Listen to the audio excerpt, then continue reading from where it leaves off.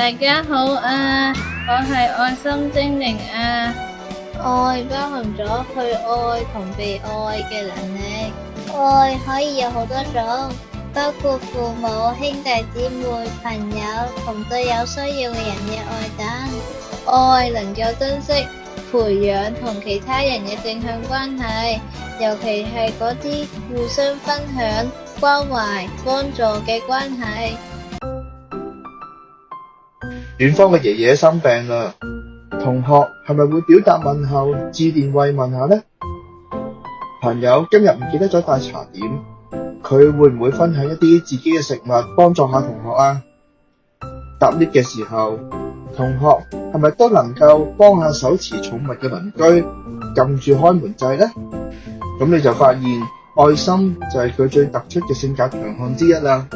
不妨多啲由呢啲方面讚賞下佢，鼓勵同學盡情發揮啦。